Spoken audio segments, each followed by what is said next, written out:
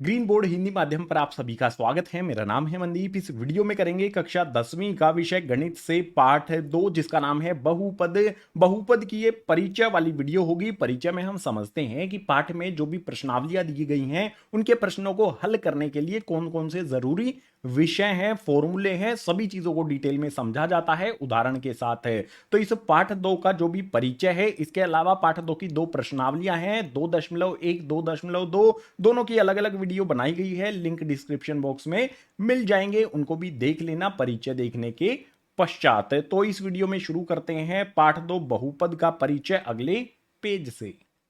पाठ का नाम है बहुपद। तो सबसे पहले हमें इसी को समझना होगा कि आखिर ये बहुपद होता क्या है। बहुपद को अगर आप ध्यान से देखोगे तो इसमें पद लिखा होता है। पद समझना पड़ेगा हमें, तभी बहुपद समझ में आएगा। तो जो भी हमारा पद है वो एक उदाहरण के तौर पर यहां पर लिखा गया है। ये हमारा पद है 2x है। इसमें दो चीजें हैं, एक तरफ हमारा 2 है और एक तरफ हमारा x है। तो जो भी 2 हमारा है उसे हम क्या कहेंगे? 2 हमारी जो है ये संख्या होगी और जो भी हमारा यहां पर x है वो हमारा चर हो जाएगा। x को हम अपना चर कहेंगे, इससे पद का चर हो जाएंगे। तो जो भी पद होगा उसमें दो चीजें होती हैं, एक तो संख्या होती है और एक चर होता है। जो भी संख्या वाला भाग होता है उस संख्या वाले भाग को अचर भी कहा जाता है, यानी कि जो भी हमारी संख्या है उसको हम अचर भी कहेंगे। तो पद के बारे में दो चीजें बहुत आसानी से हम समझ पाए हैं कि जो भी हमारी संख्या होती है उसे अचर कहा जाता है और जो A B C D X Y Z इस तरह से दिया होता है वो हमारा चर होता है। इसी तरह के जो हमारे पद होते हैं उनसे मिलकर बनता है बहुपद। उदाहरण दे देता हूं, यहां पर कुछ उदाहरण आपके लिए लिख देता हूं। जैसे यहां पर मैं लिखता हूं सबसे पहले 2x जमा में यहां पर आ जाएगा 3y बराबर में 0। ये हमारा एक बहुपद हो गया। इसमें कितने पद हैं देख सकते हो, एक पद ये हो गया, दूसरा पद ये हो गया। इसी प्रकार से एक और उदाहरण लिख देता हूं, 2x की पावर 2 जमा में यहां पर आ जाएगा 3x बराबर में 0। ये भी हमारा एक बहुपद हो गया। एक और उदाहरण लिख देता हूं, 2x की पावर 2 जमा में यहां पर आ जाएगा 3x जमा में 7 बराबर में 0। ये भी हमारा एक बहुपद हो गया। तो बहुपद क्या होता है? जिसमें कई सारे पद दिए होते हैं, और पद क्या होता है ये मैंने आपको बता दिया है। अब यहां पर हमें कुछ बेसिक चीजें समझनी पड़ेंगी कि जो भी बहुमत है उसके क्या क्या प्रकार होते हैं। यहां पर हमें दिया है बहुपद के प्रकार पद की संख्या के आधार पर। किसी बहुपद में जैसे यहां पर कितने पद हैं? एक पद, दो पद। इस वाले में देखेंगे तो एक, दो, 3 पद हैं। अगर पदों की संख्या के अनुसार जो भी हमारे बहुपद हैं उनको वर्गीकृत किया जाए, बांटा जाए, तो कितने भागों में बांटा जाता है? 3 भागों में बांटा जाता है। यहां पर तीनों भाग दिए गए हैं। इसमें है एक पदी, द्विपदी और त्रिपदी बहुपद। एक पदी बहुपद क्या होता है? जिसमें सिर्फ एक ही पद होता है। जैसे उदाहरण के तौर पर यहां पर मैं लिख देता हूं 2x है। अगर हमें सिर्फ एक ही पद दिया गया है तो उसे कहा जाएगा एक पदी बहुपद। इसके बाद उदाहरण इससे अगला द्विपदी के लिए लिख देता हूं। यहां पर मैं लिख देता हूं x की पावर 2 जमा में 3। ये कैसा होगा? देखो इसमें हमारा एक पद ये हो गया, दूसरा पद ये हो गया, तो इसे हम कहेंगे द्विपदी बहुपद। बिल्कुल इसी प्रकार से एक उदाहरण और लिख देता हूं, 3x की पावर 2 जमा में यहां पर आ जाएगा मेरा 3x, उसके बाद जमा में 2। यहां पर जो भी मैंने ये बहुपद लिखा है इसमें एक पद, दो पद और 3 पद कुल हो जाते हैं, तो इसे हम कहेंगे त्रिपदी। अब आपके दिमाग में एक सवाल जरूर आएगा कि अगर किसी में 4 पद हों तो क्या कहेंगे? भाई एक पद वाले को एक पदी, द्विपद वाले को द्विपदी, 3 पद वाले को त्रिपदी कहा जाएगा। और 3 पद से ज्यादा किसी में अगर हो जाए तो उसे हमेशा कहना है हमें बहुपद। बहुत आसान है, ठीक है। 3 से ज्यादा किसी में है तो वो हमारे बहुपद ही कहलाते हैं। अब यहां पर कुछ चीजें हमने समझी बहुपद के बारे में, क्या होता है, किस किस प्रकार से होता है पदों की संख्या के आधार पर। कुछ चीजें और समझ लेते हैं, अगले वाले पेज पर चलेंगे उसके लिए। तो यहां पर हमारा आया है बहुपद की घात। बहुपद की घात क्या होती है? घात का मतलब क्या होता है? पावर। तो जो भी हमारी घात है ना उसको हम क्या लिखते हैं? हमेशा पावर लिखते हैं। घात को इंग्लिश में पावर कहा जाता है, ठीक है। तो बहुपद की पावर क्या होती है? यहां पर दिया है चर की सबसे बड़ी घात को बहुपद की घात कहा जाता है। इसके कुछ उदाहरण मैं आपको दे देता हूं। चर जो भी होता है, जो भी हमारा एक्स वाई होता है बहुपद में, उसकी जो सबसे बड़ी पावर होती है उसी को बहुपद की घात कहते हैं। अब एक उदाहरण लिख देता हूं यहां पर मैं आपके लिए। यहां पर है एक्स की पावर 4 जमा में आ जाएगा मेरा एक्स की पावर 5, उसके बाद जमा में 3 एक्स की पावर 2 जमा में यहां पर आ गया मेरा एक्स जमा में 7 बराबर में 0। ये हमें मान लो एक बहुपद दिया गया है। इस बहुपद की घात क्या होगी? बहुपद की घात क्या होती है? चर की सबसे बड़ी पावर। तो चर की सबसे बड़ी पावर कितनी है? यहां पर चर हमारा एक्स है, देख सकते हो सभी जगह पर हमारा एक्स है। इसमें सबसे बड़ी पावर कौन सी है उसी को हमें देखना है। सबसे बड़ी पावर यहां पर देखो 4 है। क्या 4 से भी बड़ी कोई है? बिल्कुल यार, ये रही एक्स की पावर 5। तो जो भी हमारा ये बहुपद है इसकी पावर कितनी हो जाएगी? इस बहुपद की घात क्या हो जाएगी? 5 हो जाएगी। ये हमारा उत्तर हो जाएगा। उदाहरण और दे देता हूं आपको। यहां पर एक बहुपद लिखता हूं मैं। 2x की पावर 2 जमा में यहां पर आ जाएगा 3x जमा में यहां पर आ जाएगा 7 बराबर में 0। जो भी हमारा ये वाला बहुपद हमने लिखा है, इस बहुपद की घात क्या होगी? देखो, जहां पर भी हमारा चर है x, इसकी पावर कुछ भी नहीं है। अगर पावर कुछ भी नहीं लगी हो तो 1 होती है, ठीक है। इस वाले x की पावर 1 है, इस वाले की पावर 2 है। हमें क्या करना है?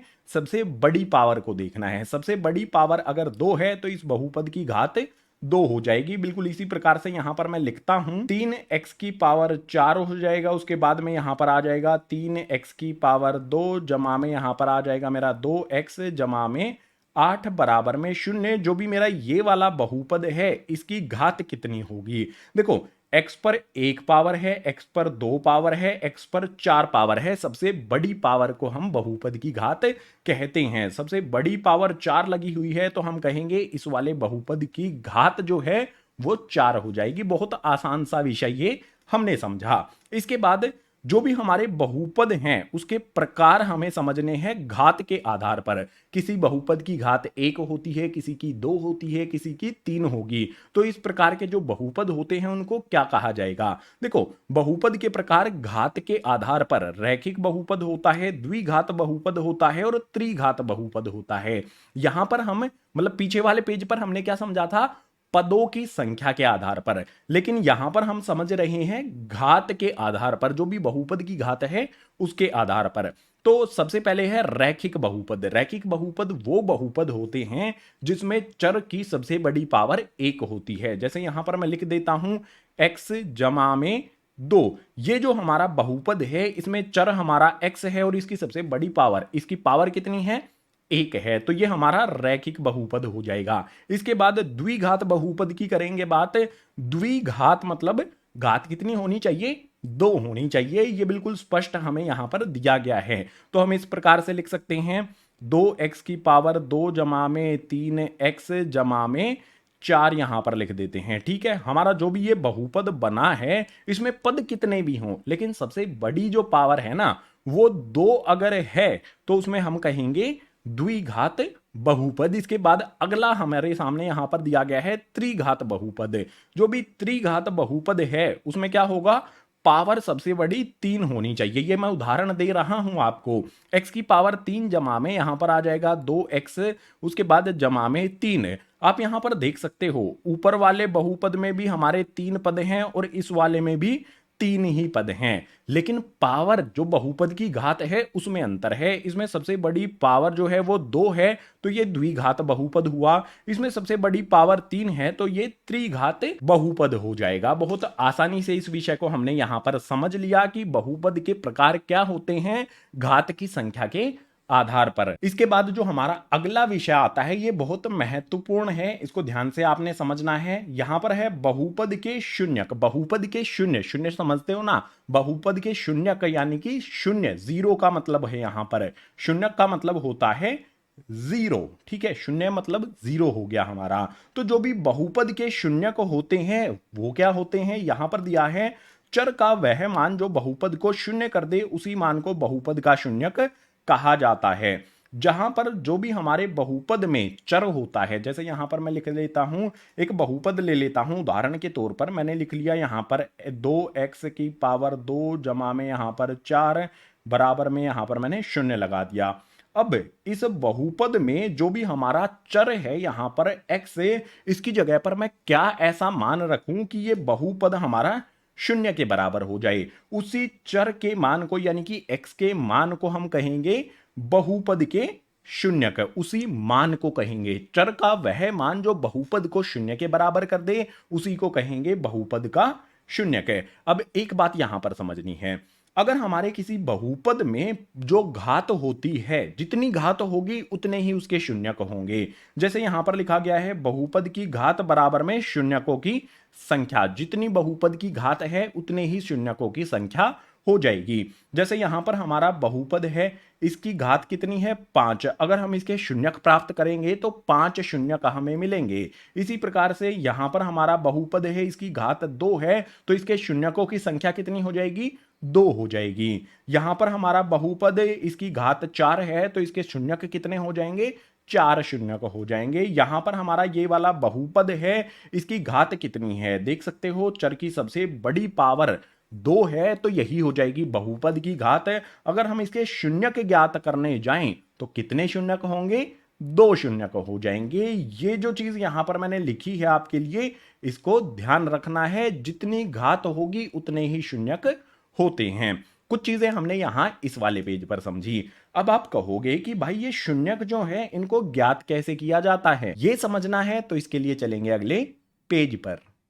बहुपद के शून्यक से संबंधित हमारा विषय यहां पर आता है बहुपद के शून्यकों का ज्यामितीय अर्थ। ज्यामिति यानी कि जो हमारे ग्राफ होते हैं उसकी बात की गई है। ये हमारे बहुपद में भी 1 नंबर का प्रश्न आता है ग्राफ से, तो आपको ध्यान रखना है ज्यामिति यानी कि ग्राफ होता है। यहां पर उदाहरण के लिए हमने रखा है बहुपद के शून्यक px के लिए ज्ञात करो। आपको पता होगा जो भी हमारी यहां पर ये रेखा होती है इसे हम कहते हैं x रेखा, और जो हमारी यहां पर ये वाली रेखा होती है खड़ी रेखा, इसे कहा जाता है y रेखा, और बीच में यहां पर होता है ओरिजिन। हिंदी में क्या कहते हैं कमेंट करके मुझे बता देना।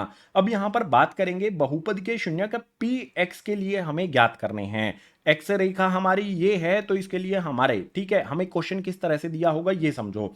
देखो हमें इस तरह से ग्राफ दिया होगा x और y, इसके अलावा हमें इस तरह से कोई रेखा दी होगी, ठीक है, ये हमें रेखा दे दी। अब ये रेखा x वाले जो अक्ष हमारा है, x वाली जो हमारी रेखा है, इसको कितनी जगह पर काटती है या फिर टच करती है, उसको छूती है, उतने ही शून्यक होते हैं। ठीक है, उत्तर में शून्यकों की संख्या हमें बतानी है। ये कितनी जगह पर काट रही है x वाली रेखा को, एक जगह पर काटती है, तो शून्यकों की संख्या बराबर में 1 हमें लिख देना है। अब मान लो कोई दूसरी स्थिति हमें दी गई है, दूसरी स्थिति में क्या कहा गया है कि ये हमारी रेखा है, ठीक है, ये हमारी रेखा है, इसके लिए हमें बताना है शून्यकों की संख्या कितनी होगी इस बहुपद के लिए। तो आप देखो यहां पर एक जगह पर यहां काटा, दूसरी जगह पर काट दिया, उसके बाद तीसरी जगह पर काटा। इस वाली रेखा के लिए हमारे शून्यकों की संख्या कितनी हो जाएगी, 1 को हटा देंगे, 1 हमारा पिछली वाली रेखा के लिए था, इस वाली रेखा के लिए शून्यकों की संख्या हो जाएगी हमारी 3। बिल्कुल इसी प्रकार से चलो एक और कंडीशन ले लेते हैं। यहां पर हमारी ये रेखा है, ठीक है, ये रेखा आई, इसको इसने छुआ, फिर से ऊपर चली गई, फिर काटा, फिर ऐसे काटा, फिर इसको इस तरह से करके ये गई। कितनी जगह पर ये इसको छूती है या फिर काटती है, उतनी ही शून्यकों की संख्या होती है। 1 नंबर का प्रश्न आपके पेपर में जरूर यहां से आएगा। तो देखो एक जगह पर इसने यहां पर छुआ, दूसरी जगह काट दिया, तीसरी जगह छुआ, चौथी जगह भी छुआ, सॉरी यहां पर तीसरी जगह पर काटा, चौथी जगह पर छुआ और पांचवी जगह पर काट दिया। कुल 5 जगह पर इसने या छुआ है या फिर काटा है। तो हम क्या कहेंगे कि शून्यकों की संख्या क्या हो जाएगी, इस वाली रेखा के लिए शून्यकों की संख्या हो जाएगी यहां पर 5 है। कहीं पर छू दे एक्स वाले अक्ष को या फिर काट दे, उतने ही शून्यक आपने लिख देने हैं, उतने ही शून्यकों की संख्या होती है। कई सारे उदाहरण भी मैंने दिए आपको। अब अगले पेज पर चलते हैं शून्यकों से ही संबंधित हमारे विषय को समझने के लिए। अब इस वाले पेज पर मैं आपको बताऊंगा कि कोई भी बहुपद है उसके शून्यक किस प्रकार से ज्ञात आपने करने हैं। तो यहां पर है बहुपद के शून्यक और चर में संबंध। बहुपद के चर क्या होते हैं ये मैंने बताया, शून्यक क्या होते हैं ये भी मैंने बताया। अब इन शून्यक और चर में क्या संबंध है वो इस वाले पेज पर हमें समझना है, और खासकर हमें ये किसके लिए करना है, द्विघात बहुपद के लिए। जो द्विघात बहुपद होते हैं उनकी जनरल फॉर्म क्या होती है, उनको इस तरह से लिखा जाता है, ए एक्स की पावर 2 जमा में होता है बी एक्स जमा में होता है सी बराबर में 0। ये होता है हमारा द्विघात बहुपद की जनरल फॉर्म। यहां पर आपको दिख रहा होगा ए बी और सी, ये हमारी संख्याएं होती हैं, यानी कि अचर पद होता है हमारा। उसके अलावा जो आपको यहां पर एक्स दिखाई दे रहे हैं इनको चर कहा जाता है। बहुत आसान है ना समझना।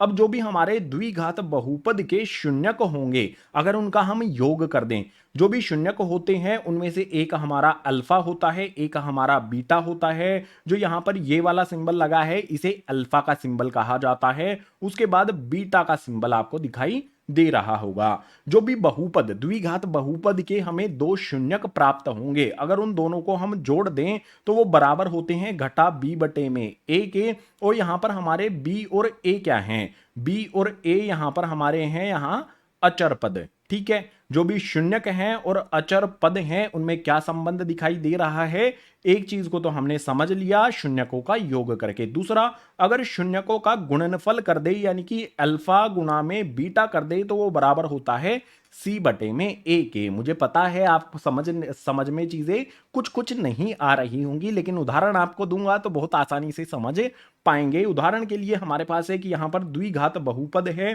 द्विघात बहुपद में x की पावर 2 जमा में 7x जमा में 10 है। सबसे पहले इसके शून्य का हमें ज्ञात करने होंगे। शून्य के ज्ञात करने के लिए जो हमारा सबसे पहला पद x की पावर 2 है, इसको यहां पर एज इट इज लिखा जाएगा x की पावर 2। उसके बाद जो बीच वाला पद है इसको हमें क्या करना होगा, बांटना होता है, स्प्लिट करना होता है दो हिस्सों में। कुछ इस तरह से कि जो हमारा पहला पद और आखिरी पद है इनको एक साइड में रफली गुना करना है। x की पावर 2 को 10 से गुना करूंगा तो ये हो जाएगा मेरा 10x की पावर 2। उसके बाद जो हमारी यहां पर संख्या है इसके मुझे क्या करने हैं, ये संख्या आएगी जो भी, इसके मुझे गुणनखंड कर लेने हैं। 2 से करूंगा 5 पर, 5 से करूंगा तो 1 पर। इसके गुणनखंड क्या मिले मुझे, 2 और 5 मिले। ठीक है, ये मैंने 2 लिखा, ये मैंने 5 मिला। जो भी गुणनखंड मुझे मिले हैं इसके वो यहां पर मैंने लिख लिए। अब इनको हमें कुछ इस तरह से रखना है कि हमें इनको जोड़ने या फिर घटाने पर बीच वाली संख्या मिल जाए। तो देखो 5 जमा में 7, सॉरी 5 जमा में 2 करें या फिर 2 जमा में 5 करें तो हमारी संख्या हमें मिल जाती है। जो भी मेरा 7x है उसको मैं किस प्रकार से लिख सकता हूं, 2x जमा में 5x लिख सकता हूं। 7x को मैं क्या करूंगा, यहां पर स्प्लिट कर दूंगा 2x में और 5x में, तो यह आ जाएगा 2x जमा में 5x। उसके बाद जमा का निशान लगा दूंगा। अगर आप इनको जोड़ोगे तो वापस से हमें 7x मिल जाएगा, प्राप्त हो जाएगा। ठीक है, अब आखिरी वाला जो पद है वो यहां पर ऐसा का ऐसा लिख दिया जाएगा, 10 से बराबर में आ जाएगा 0। इसको इस प्रकार से हल किया जाता है। अब इससे आगे वाला जो स्टेप होगा उसमें क्या करेंगे, जो भी हमारे शुरू वाले 2 पद हैं इन 2 पदों में से जो भी उभयनिष्ठ होता है उसे उभयनिष्ठ यानी कि कॉमन ले लेना है। आप यहां पर देख सकते हो x इसमें भी आया है, x इसमें भी आया है, तो हमने x को उभयनिष्ठ ले लिया। अब एक ब्रैकेट लगा देना है। x की पावर 2 में से x हमने उभयनिष्ठ यहां पर लिया है तो एक x बचेगा, उसको अंदर लिखेंगे, जमा का निशान लगाएंगे। 2x में से हमने यहां पर x उभयनिष्ठ लिया है तो 2 बचेगा, उसको लिख लेंगे, बंद करेंगे ब्रैकेट। उसके बाद आगे वाले जो हमारे 2 पद हैं इनमें से भी उभयनिष्ठ लेंगे। तो उभयनिष्ठ क्या लिया जाए, जमा का 5 यहां पर भी है और 5 के पहाड़े में 10 भी आता है, तो मैं ले लेता हूं यहां पर 5 को उभयनिष्ठ। अब 5 इसमें से मैंने उभयनिष्ठ लिया है तो x बच जाएगा, ब्रैकेट के अंदर लिख देंगे, जमा का निशान लगा करके। 5 के पहाड़े में 10 कितने पर आता है, 2 पर, तो 5 दूनी 10 बराबर में हो जाएगा हमारा 0। अब यहां पर देखो दोनों ब्रैकेट के अंदर अगर हमारे समान जो भी पद हैं वो मिले हैं तो हम सही तरह से इसको हल कर रहे हैं। अब क्या करना है, x और जो भी जमा का 5 है इनको इकट्ठा लिखा जाएगा, x जमा में 5 लिखेंगे। उसके बाद ब्रैकेट के अंदर x जमा 2 इनको उभयनिष्ठ ले लेंगे, x जमा का 2 लिखेंगे। एक लाइन इस तरह से बीच में लगा लेनी है और x जमा 5 को और x जमा 2 दोनों को 0 के बराबर कर लेना है। अब x का मान क्या होगा, यहां पर जमा का 5 है, दूसरी तरफ भेज देंगे तो ये हो जाएगा हमारा घटा का 5। एक x का मान हमारा ये हो गया, दूसरा यहां से मिल जाएगा। x का मान यहां पर क्या होगा, जमा का 2 दूसरी तरफ भेजने पर घटा का 2 हो जाएगा। ये जो भी हमें मिले हैं चर का जो भी मान मिला है, इन्हीं को कहा जाता है शून्यक। और मैंने क्या कहा था, पहला शून्यक हमारा अल्फा होगा, दूसरा शून्यक हमारा बीटा होगा। यानी कि अल्फा हमारा क्या हो जाएगा, घटा का 5, और बीटा हमारा क्या हो जाएगा, घटा का 2 हो जाएगा। जो भी दो शून्यक मिलेंगे उनमें से एक अल्फा, दूसरा बीटा हो जाएगा।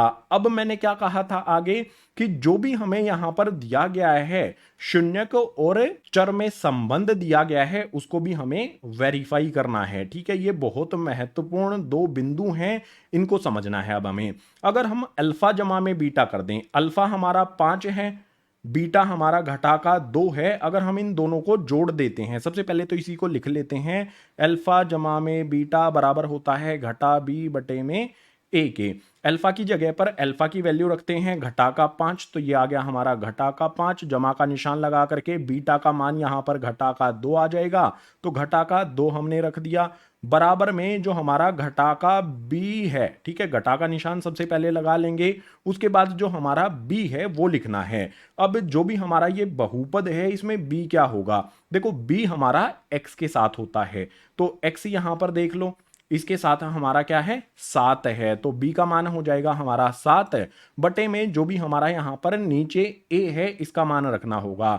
a x की पावर 2 के साथ होता है, x की पावर 2 के साथ कुछ भी नहीं है, अगर कुछ भी नहीं है तो 1 लिखना है आपने, यहां पर आ जाएगा हमारा 1। अब इसको हल कर लेंगे, घटा का 5 घटा का 2, दोनों संख्याएं अगर घटा की हैं तो निशान घटा का ही रहेगा, लेकिन दोनों जुड़ जाएंगी, 5 और 2 ये हो जाएगा हमारा यहां पर 7, बराबर में घटा का 7 बटे में 1। नीचे जो हमारी एक संख्या है उसको लिखना जरूरी नहीं होता है, कभी भी आपको नीचे यहां पर हर में एक दिया हो तो इसको लिखना जरूरी नहीं है। तो दूसरी तरफ हमारा क्या बचेगा, इस तरफ भी हमारा घटा में 7 आ जाएगा। आप देख सकते हो दोनों तरफ हमें संख्याएं बराबर मिल गई हैं, यानी इससे ये सिद्ध हो जाता है कि अल्फा जमा में बीटा बराबर होता है घटा बी बटे में ए के। अगर हम अल्फा बीटा को गुना कर दें, यानी कि घटा 5 को घटा 2 से गुना कर दें, सबसे पहले इसको लिख लेते हैं, अल्फा बीटा बराबर होता है सी बटे में ए के। अब अल्फा का मान और बीटा का मान रखेंगे, अल्फा का मान हो जाएगा हमारा घटा का 5, बीटा का मान हो जाएगा घटा का 2, हमें दोनों को गुना करना है। इसके बाद सी बटे में ए लिखना है। सी हमारा क्या होता है, जो भी अचर पद हमारा है जिसके साथ कोई भी चर नहीं दिया गया है वो होता है सी का मान, यानी कि यहां पर आ जाएगा 10 बटे में ए का मान यहां पर हमने जो रखा था वही रहेगा, 1 रहेगा।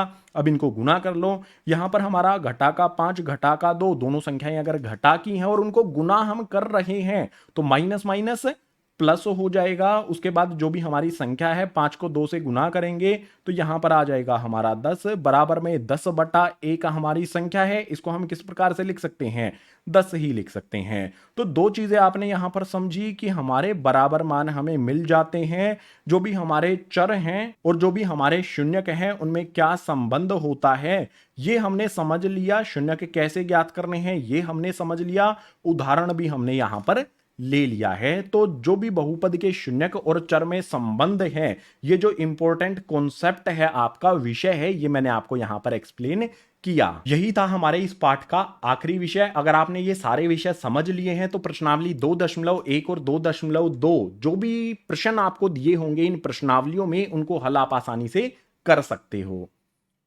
इसी आखिरी विषय के साथ बहुपद का जो भी परिचय है वो हो जाता है कंप्लीट। उम्मीद करूंगा सभी विषय आपको समझ आए होंगे। अगर आए हैं तो वीडियो को लाइक कर देना, अपने सभी सहपाठियों के साथ इस वीडियो को शेयर कर देना, और जो भी नए विद्यार्थी आते हैं चैनल पर सब्सक्राइब जरूर कर लेना, क्योंकि 10वीं की हिंदी माध्यम वाली वीडियोस मैथ और साइंस की इसी तरह से चैनल पर आती रहेंगी। इसके अलावा पाठ 2 बहुपद की 2 प्रश्नावलियां हैं, 2.1 2.2 दोनों की वीडियो बनाई गई है अलग अलग। दोनों वीडियो के लिंक आपको नीचे डिस्क्रिप्शन बॉक्स में दिए गए हैं, सभी को देखना और अच्छी तरह से समझ लेना। मैं मिलूंगा आपसे इसी तरह की नेक्स्ट एजुकेशनल वीडियो में।